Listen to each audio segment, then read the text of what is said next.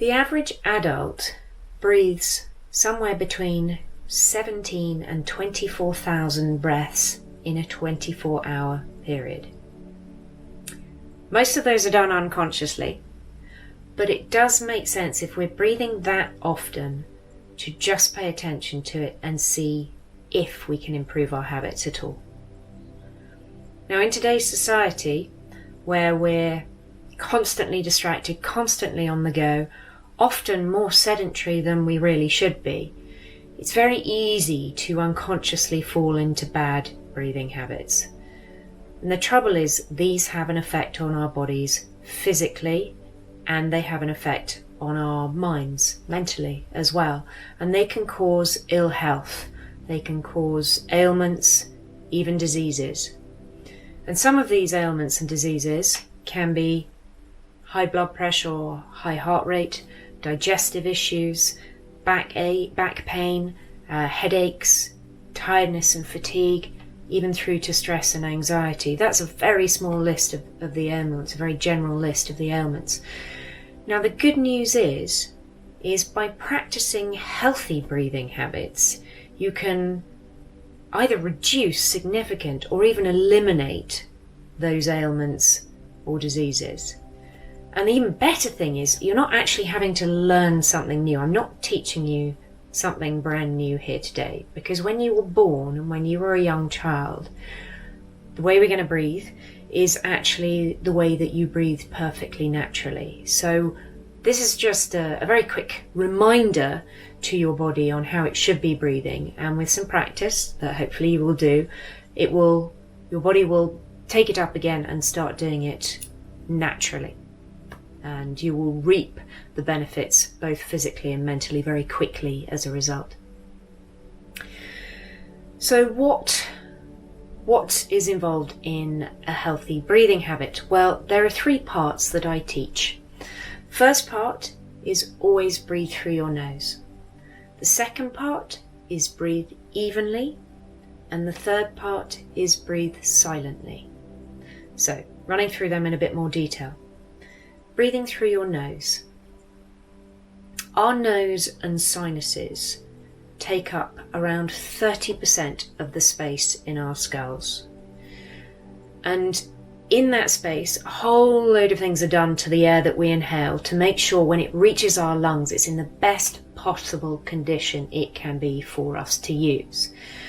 And the things that happen are we warm the air, we filter it, and in some environments we might actually moisten it if we're in a really dry environment. This all happens very naturally. We also produce something called nitric oxide, which not only helps us to better absorb the oxygen that we're breathing in, is also a very potent antiviral agent. And all of these combine together to give your immune system the best chance to defend against things like colds, viruses, airborne pathogens, allergens, anything that could get into the lungs. Now, I'm not saying that nose breathing will prevent these things from entering into your lungs. There is no data to support that. But what I am saying is you are giving your immune system the fighting chance to help you by breathing through your nose. Because when you breathe through your mouth, you get none of those benefits. Our mouths are for eating and talking. Our noses are for breathing. So, first thing, most important, always breathe through your nose. With that, you'll need to look at your posture slightly, because it's quite difficult to breathe through your nose when you're hunched over. So, either standing or sitting upright with shoulders down. If that's really uncomfortable, if you're sitting and you're finding it's creating tension, just lean back against a cushion slightly and focus on breathing through your nose, which will help you draw the air down into the lower part of the lungs, which is going to start stimulating those feelings of well-being and relaxation and take you away from the fight or flight mode, which encourages the stress and anxiety. So 1, breathe through your nose. 2, breathe evenly. You need to find a rhythm for your breath where the volume of each breath is the same and the length of each breath is the same.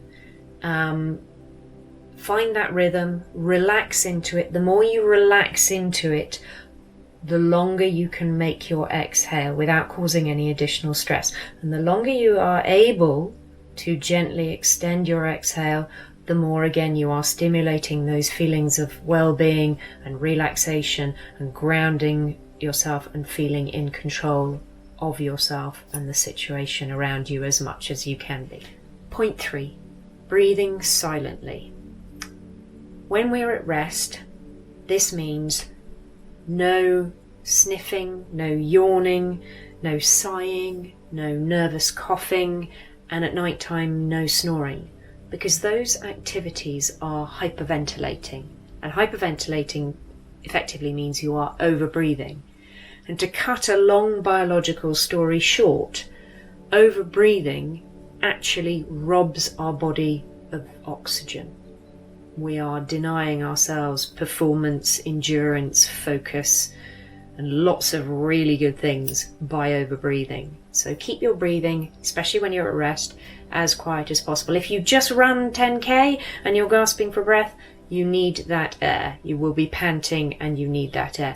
But when you're at rest, your breathing should be quiet, almost silent. So those 3 points again. 1, always breathe through your nose. 2, make your breaths even. And 3, make them silent or as quiet as possible. When we use these healthy breathing habits, our bodies respond very quickly in a very positive way to this. Physically, we can reduce or even remove the illnesses and diseases that have been compounded by our bad breathing habits over the years.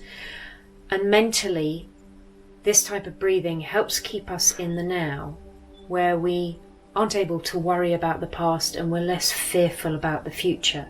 So good breathing habits really are an essential tool in the positive mental health and well-being toolbox that we all possess. Thank you so much for your attention today.